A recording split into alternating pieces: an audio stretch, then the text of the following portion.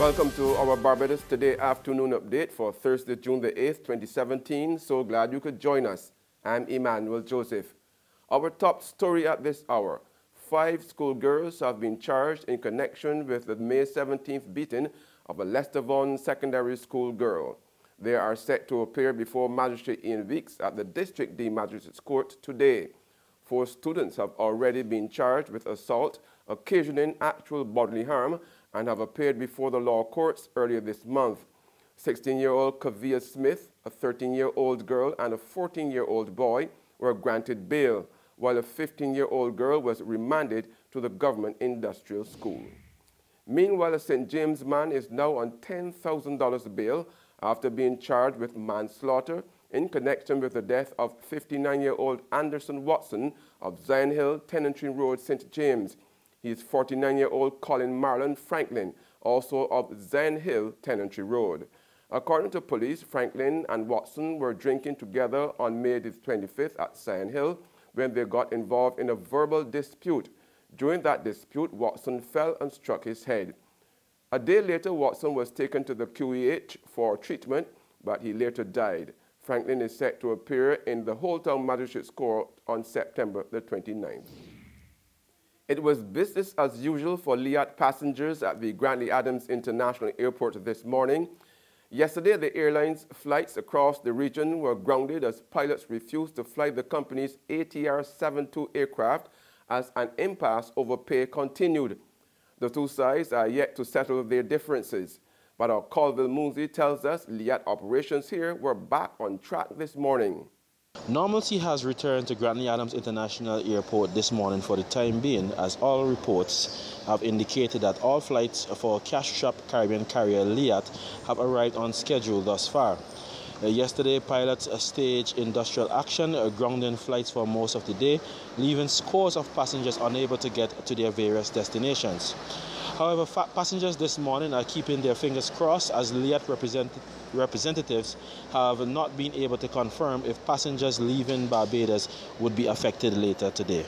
This is Colville Moonsey reporting for Barbados Today. In other news now, celebrations are continuing at primary schools across the island after this year's common entrance exam results were issued yesterday.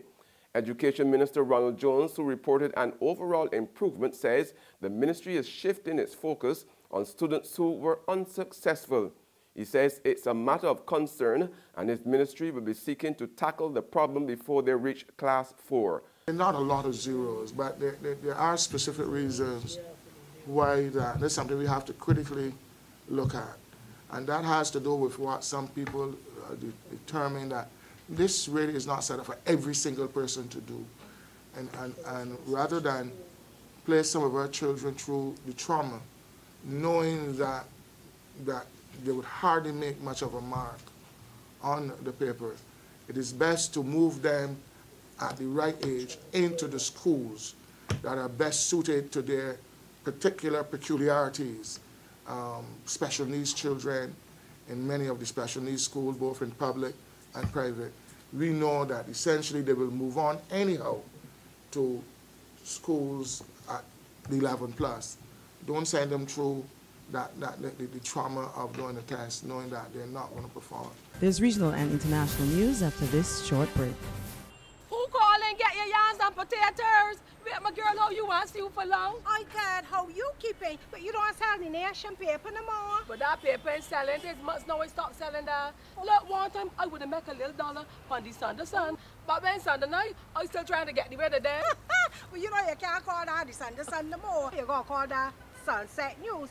Call at no time that news stale. People complain that them ain't got nothing in it to read, and the price keep going up all the time. A woman abused me so sick the other day, telling me that she does read Barbados today online for free. I couldn't take that abusing soul, so I switched to my potatoes and yams. Well, let me tell you, at pork selling, you got to raise pigs.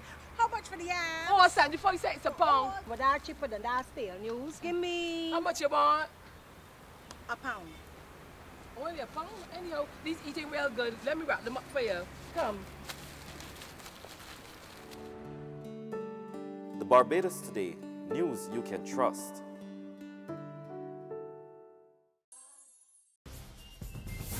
To regional news now, experts warn that Trinidad and Tobago have a mental health crisis. In fact, according to the World Health Organization, Trinidad and Tobago's suicide rate is higher than the global average. More in this report from the TV6 News.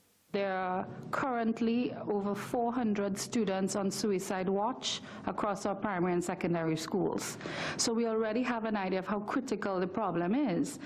Rough estimates by the Pan American Health Organization indicate that there are at least 28,000 people in TNT at high risk of suicide.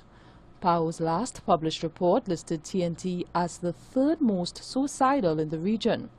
And with an established link between suicides and mental health problems, one psychologist says the key is to catch the problem as early as possible, as it redounds to a lack of coping skills. I think there is definitely a need for health and family life education in the curriculum. So just as much as social studies, math, English, etc., we need to have an aspect starting from primary school where we involve mental health and well-being. But it is the adults who are mostly feeling the strain, the most at-risk population being persons between 18 and 26 years. Dr. Lucretia Gabriel, who heads the NGO Lifeline, says the number of persons calling into the organization displaying high tendencies of suicidal behavior has increased exponentially. She adds that the underlying factor in most cases are problems in interpersonal relationships, which seem to have become exacerbated by socio-economic conditions. On the international front, it's election day in Britain. Voting is underway at more than 40,000 polling stations across the country. A total of 650 Westminster MPs will be elected, with about 46.9 million people registered to vote. Nick Robinson of CNN tells us why today's vote is critical. We need a general election, and we need one now. Prime Minister Theresa May's gamble is she will significantly increase her Conservative majority and strengthen her hand at Brexit talks. If she has called it wrong, she'll be in hock to her critics, hobbled at EU talks, less likely to deliver the prosperous Britain she promises. Under such a scenario, Britain's force for good around the world would be under threat, less aid, less influence. However, the world should be reassured, whatever the outcome, there is no overnight shift to an obsolete UK, but a gradual decline in an evolving global order.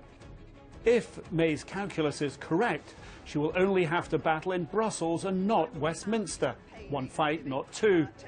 Overseas investors can breathe easier. International businesses look to new and better horizons from British bases.